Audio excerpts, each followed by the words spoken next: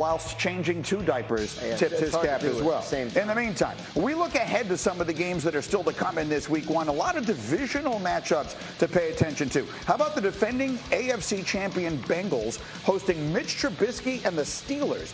Bengals looking to win consecutive division titles for the first time since 1981 and 2. Then we got Raiders Chargers in a rematch of last year's crazy finale.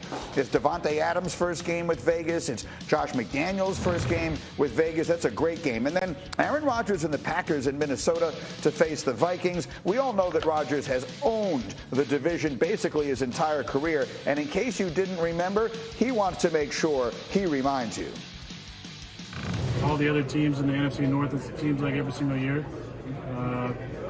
I think their fan base and their teams feel like this is our year to win the North.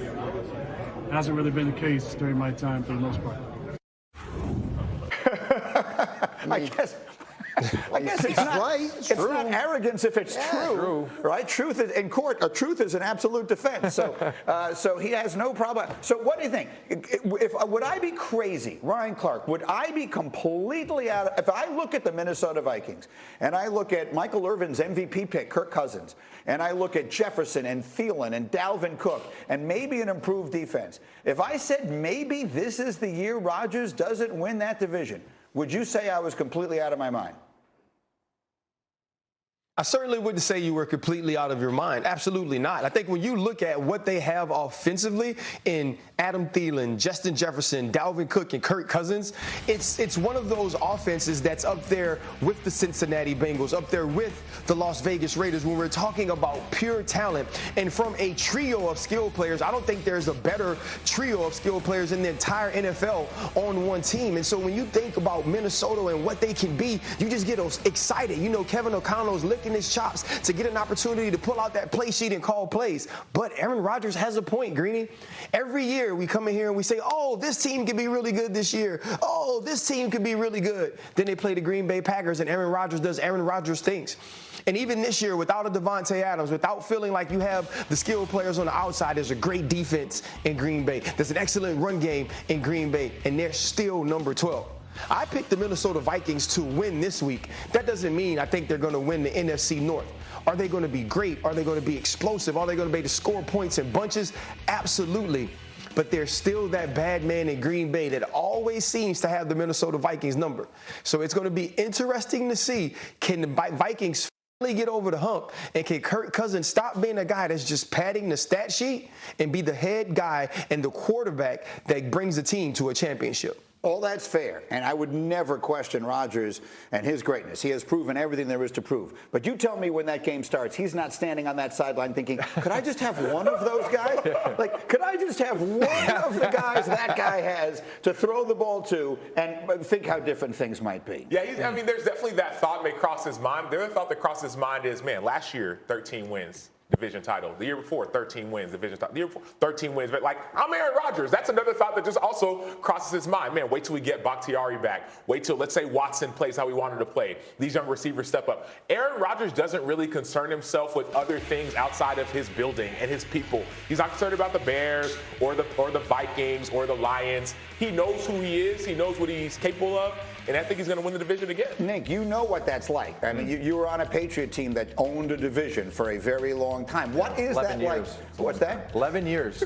So what is it? Long time. Yeah, who's counting? What is it? I was there what is that like? I mean, when you have been on top of that mountain and every year, oh, maybe this team, maybe that team. It's, it's something that is expected, actually. So every single season, you get a hat and T-shirt, you throw it in the back of your car, and you don't even unwrap it. It's just like, yeah, okay, whatever. So it's division champions. It's division champions. Well, other teams, they got they're popping bottles, they're going nuts, they got their hats, they're dancing because they got the hat and T-shirt. It doesn't matter. You got to do something in the playoffs. You got to win a Super Bowl. That's what matters, right? Yeah. Getting to an AFC Championship game, losing every year, that stinks. How about it, Cross? Could this finally be the year it doesn't happen for the Green Bay Packers? It could, but I'm not going to predict it, right? I mean, look, the Vikings, yeah, they look good. They're learning a new offense. They're learning a new defense. Kevin O'Connell may be a fantastic head coach. We just don't know. What we do know is that the Green Bay Packers head coach has set a record for most victories in his first 3 years by an NFL head coach. So I think the Packers still have some advantages, including,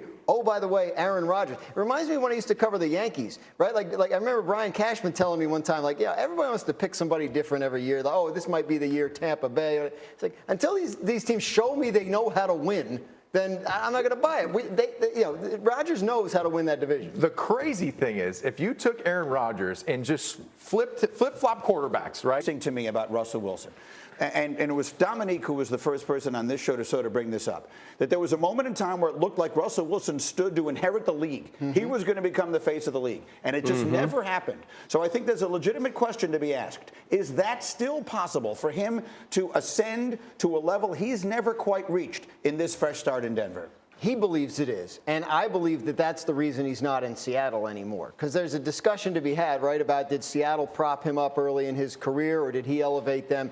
And he got to a point where he's watching, Tom Brady win extra Super Bowls, or he's watching Peyton Manning win a second Super Bowl, et cetera, et cetera. And he knows, Russell Wilson knows his place in the history of the game and the way he's perceived. And I think he realizes that if he doesn't win again, if he doesn't elevate to that spot you're talking about, that he'll be thought of as a guy that didn't do all he could. And maybe he only won because that Seattle team was so good. He does not want that to be the case. So what happens from here on out with Russell Wilson will determine that, and he's aware of that, and that's why he went to a new place. I'm with you. He's a person who I think is very aware of his legacy, of his place in the pecking order of things, and perceives himself a certain way.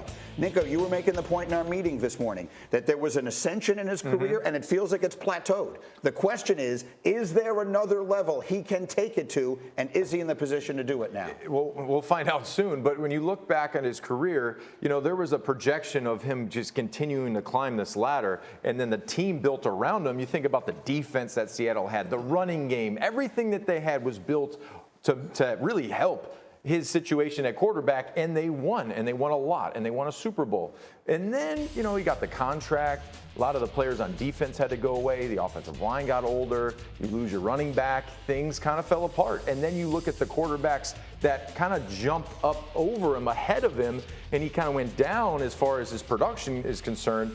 Yeah, I'm sure that he's excited for this opportunity, number one. It's a completely fresh start. They paid him anticipating him to climb back up the ladder, become one of those top 5 quarterbacks, and he has the pieces around him to do that. So, again, I think that he kind of leveled off there, and now it's a time for him to regroup and see if he can get back on top. RC, you put this in an interesting way this morning, that there is something that's sort of on the flip side of this discussion, that there's something Russell Wilson has always been able to count down that he will no longer be able to.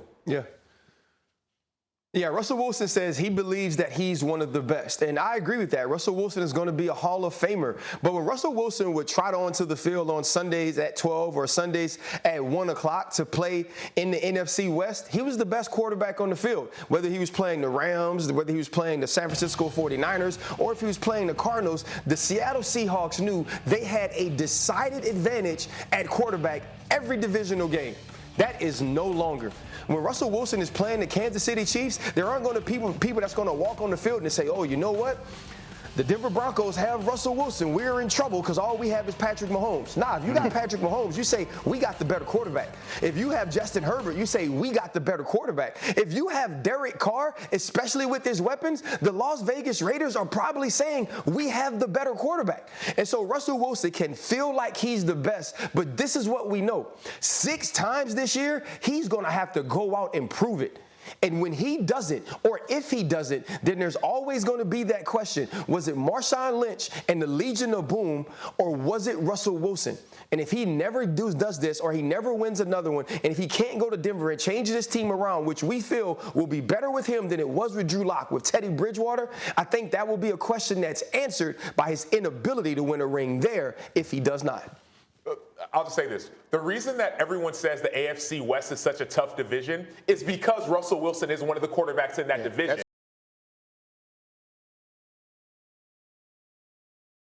Fair. And so, like, the whole deal about, like, man, well, we'll see. Like, yeah, we'll see, but of course he's better than what Drew Lock was. Of course he's going to be better than what Teddy Bridgewater was. Like, that's why they brought him there. And so I get it. You're right. He can't walk out there and say, I'm the best and better than all these guys.